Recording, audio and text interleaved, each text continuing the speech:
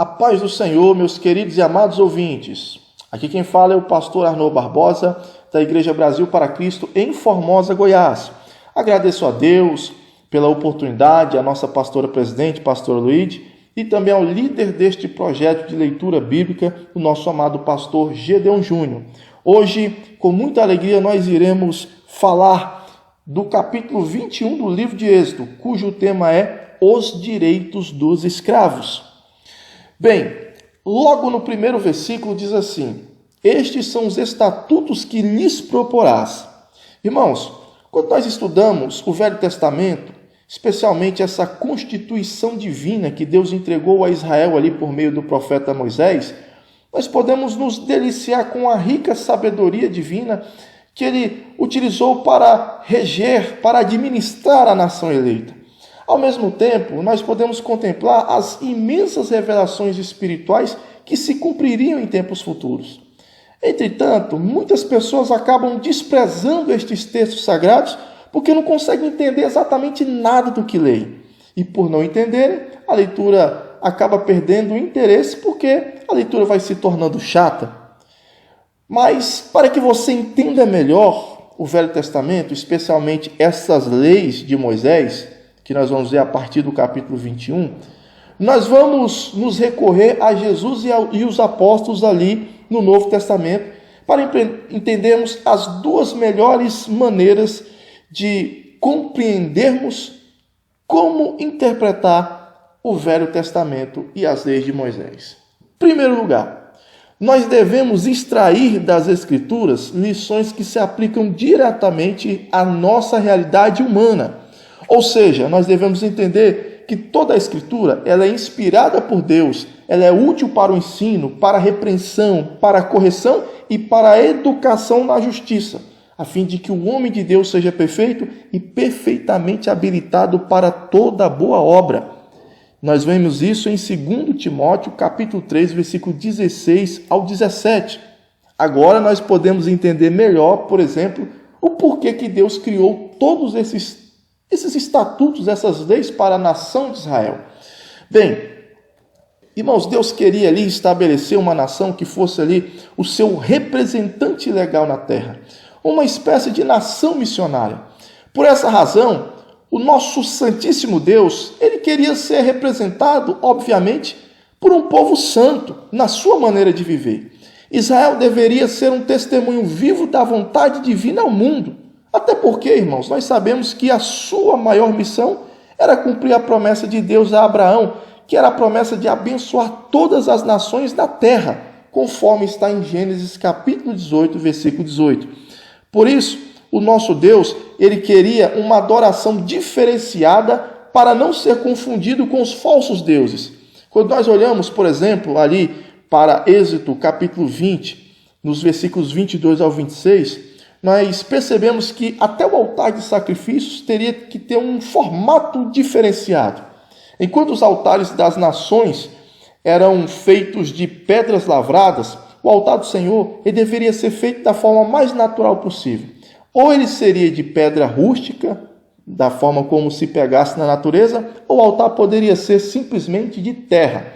E não poderia ter degrau, até mesmo para evitar a possibilidade de se ver a mínima nudez possível do sacerdote ali na hora do ritual. Até porque, irmãos, era comum entre as nações pagãs o uso de muita sensualidade durante os cultos. Em algumas cerimônias havia até mesmo orgias sexuais como parte dos rituais. Então, Deus queria que sua nação fosse diferente de tudo isso daí que havia lá fora. Bem, seguindo então ainda essa linha de pensamento, nós vamos entender o quanto essas leis foram importantes para conduzir o povo a uma vida justa e saudável, tanto ali no aspecto religioso como no aspecto social. Israel, irmãos, deveria ser o melhor lugar do mundo para se viver, até porque a nação era regida por leis que vinham de um Deus bom, um Deus misericordioso, um Deus que além de justo era um Deus perfeito, é um Deus perfeito. Assim nós finalizamos, irmãos, a nossa primeira linha de interpretação das Escrituras, tirando as lições práticas para a nossa vida. Segunda forma de interpretar as Escrituras. Nós devemos analisar todo o Velho Testamento olhando para Cristo, pois a lei é apenas uma sombra das realidades espirituais que se cumprem em tempos futuros. Nós vamos ver isso em Hebreus capítulo 10, versículo 1 e em Colossenses capítulo 2, versículo 17. Paulo diz em Gálatas capítulo 3, versículo 24, que a lei nos serviu de aio para nos conduzir a Cristo. Ou seja, o aio era uma espécie de um guardião ou de um criado, né? Então, nós podemos entender que a lei foi um guardião que nos protegeu, uma espécie de criado que nos educou até nós conhecermos o Messias e a sua obra salvífica. Por isso, nós devemos examinar as Escrituras até mesmo para identificar que Jesus ele é o verdadeiro Messias. O próprio Jesus disse ali em João capítulo 5, versículo 39, falando para os judeus: examinais as Escrituras, porque julgais ter nela a vida eterna. E são elas que testificam de mim, ou seja, as Escrituras dão testemunho do próprio Jesus. Inclusive, após ali a ressurreição, quando Jesus se encontra com os seus primeiros discípulos, ele teve que explicar, irmãos, toda a Escritura Sagrada, mostrando o que foi profetizado sobre ele ali na lei, nos salmos e nos profetas. Está registrado isso em Lucas capítulo 44, do versículo 25 ao 27 e também no versículo 44. Seguindo então esses dois raciocínios, essas duas formas de interpretar as Escrituras Sagradas, vamos então estudar aqui o capítulo 21 e tudo o que se refere apenas no que diz respeito aos direitos dos escravos. No áudio de amanhã nós falaremos e abordaremos melhor sobre os demais temas deste capítulo. Então vamos lá, os direitos dos escravos. Muito bem, antes de tudo é importante entendermos que, assim como a poligamia e o divórcio, a escravidão não era um desejo de Deus para a nação. Todavia, essa era uma característica da sociedade humana daquela época. E somente isso poderia ser mudado ao longo da história. Até porque era algo comum as pessoas endividadas entregarem os filhos ou se oferecerem voluntariamente como escravos de pessoas ricas para poder pagar dívidas ou para obter algum tipo de sustento e proteção. Esse assunto está lá em Levítico capítulo 25, do versículo 39 ao 41. Por isso, irmãos, Deus determinou leis para que os escravos em Israel eles fossem tratados de uma maneira mais humana e digna, e não como as nações pagãs. E estas leis, elas foram importantes logo no início, porque eles eram recém-libertos do Egito. E com o sofrimento ainda fresco na memória, talvez eles ensinassem ali às suas gerações a não praticarem com os outros o que eles mesmos sofreram na pele. Ainda mais no caso de escravos israelitas, as exigências da lei eram ainda maiores. Vamos lá então. Primeira exigência. Os escravos, eles estavam destinados à liberdade. Está aqui no versículo 2. No caso do judeu, ele só poderia servir obrigatoriamente durante 6 anos. No 7º ano, ele deveria ser liberado de graça, ainda que a dívida fosse maior do que o tempo trabalhado. O restante da dívida, Deus retribuiria abençoando este senhor. Nós vamos ver isso em Deuteronômio, capítulo 15, versículo 18. Os escravos, eles tinham também um direito a um salário e a uma indenização voluntária do seu senhor. Ao contrário do que os hebreus viveram no Egito, os escravos em Israel, eles não iriam trabalhar totalmente de graça ou somente para pagar as dívidas da família. Mas o seu salário deveria ser pelo menos a metade do salário de um jornaleiro, que era uma espécie de assalariado comum. Por isso, ao despedir o escravo, o Senhor ele tinha uma dívida com Deus de ter que presentear o escravo pelos anos de trabalho dobrado que ele teve ali na sua casa.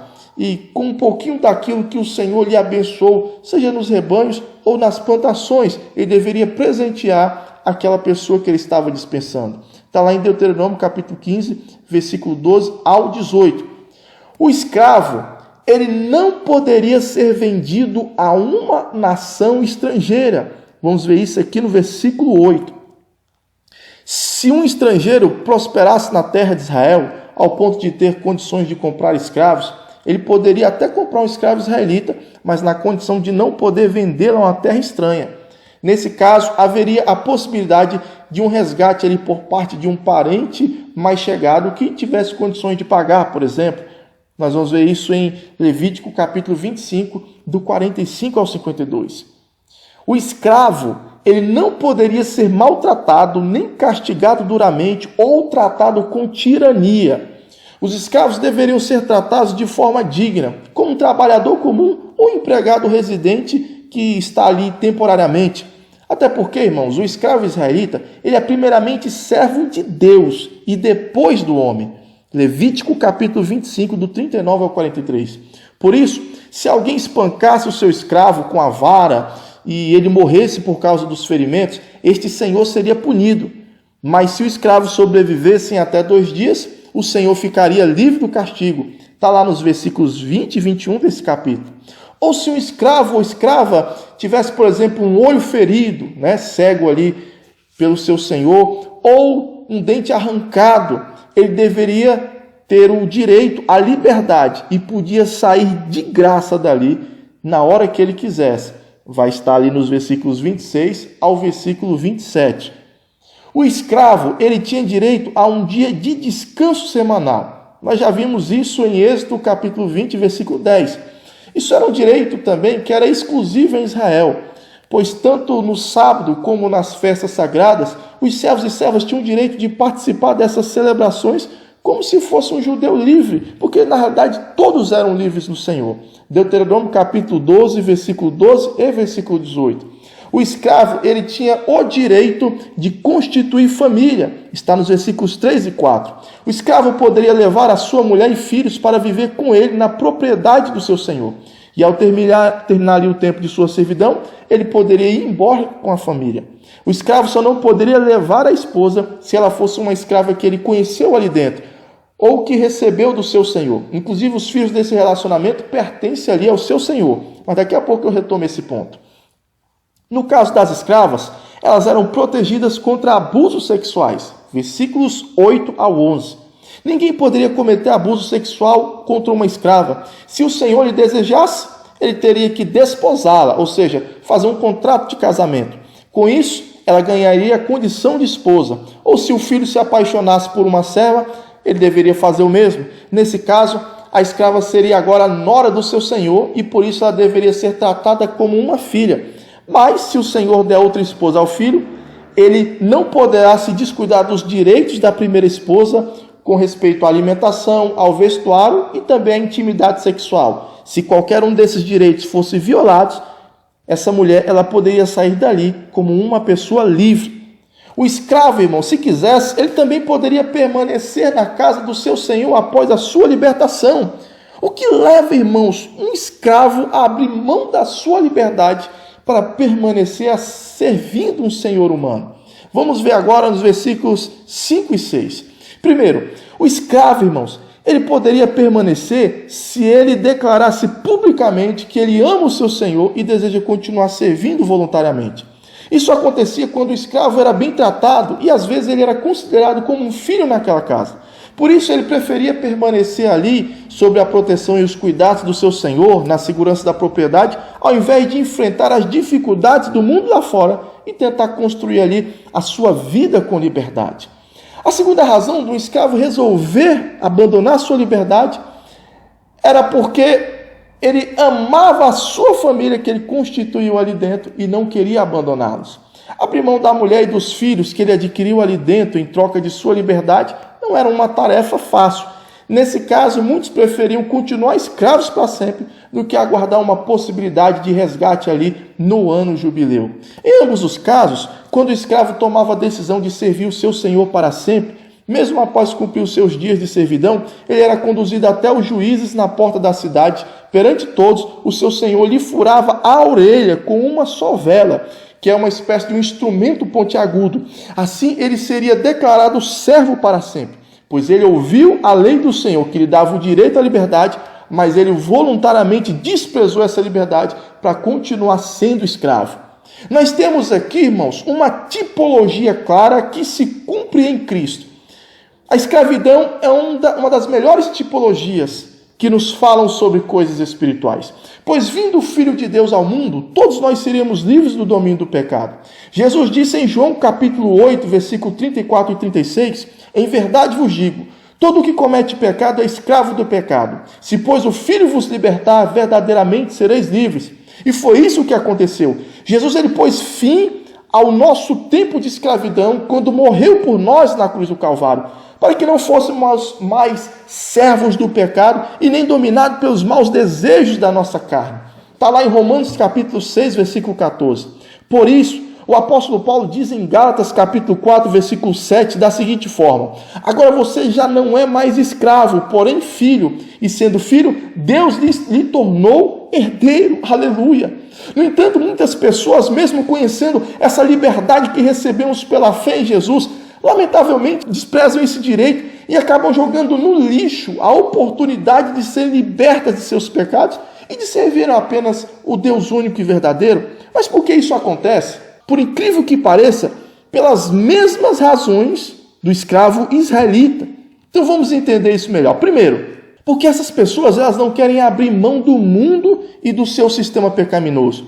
Nós sabemos que o mundo e o seu sistema corrompido pelo pecado produz nas pessoas a momentânea sensação de alegria, prazer e prosperidade, além de uma falsa liberdade. As pessoas que são seduzidas por esse sistema normalmente não estão dispostas a viverem os desafios vividos no Evangelho e com as possíveis perseguições, aflições ou simplesmente uma vida de renúncia aos prazeres da carne, essas pessoas desistem. Sobre isso o apóstolo João disse: e a condenação é essa, que a luz veio ao mundo e os homens amaram mais as trevas do que a luz, porque as suas obras eram más. Porque todo aquele que faz mal odeia a luz e não vem para a luz para que as suas obras não sejam reprovadas. João capítulo 3, versículo 19 ao 20. Não ameis ao mundo e nem o que no mundo há. Se alguém ama o mundo, o amor do Pai não está nele. Porque tudo o que há no mundo, a concupiscência da carne, a concupiscência dos olhos e a soberba da vida, não é do Pai, mas do mundo. 1 João capítulo 2, versículo 15 ao 16. Sabemos que somos de Deus e que o mundo inteiro jaz no maligno. 1 João capítulo 5, versículo 19. Portanto, muitos preferem continuarem escravos do pecado a abrir mão do mundo e dos seus prazeres. Mas a segunda razão, ela também é muito simples. Porque muitas pessoas amam mais os seus familiares do que a sua própria liberdade em Cristo. Infelizmente, a causa de muitos desistirem de Cristo é exatamente por não conseguirem superar os conflitos familiares ali que ocorrem em razão da sua fé. O próprio Jesus, irmão, já nos alertou sobre essa possibilidade e ele foi claro quanto ao resultado das nossas decisões. O mestre disse: quem ama seu pai e a sua mãe mais do que a mim, não é digno de mim. E quem ama seu filho e a sua filha mais do que a mim, não é digno de mim. Mateus capítulo 10, versículo 37. Portanto, muitos preferem se afastarem de Cristo e perderem os benefícios de sua liberdade espiritual por não querer perder ou simplesmente desagradar os seus entes queridos. Infelizmente isso acontece. Desse modo, eu encerro aqui o áudio de hoje e aguardo você na segunda parte deste áudio, finalizando o capítulo 21 do livro de Êxodo. Não esqueçam de compartilhar esse vídeo e se inscrever no canal. Até lá, fiquem todos com Deus e a paz do Senhor Jesus.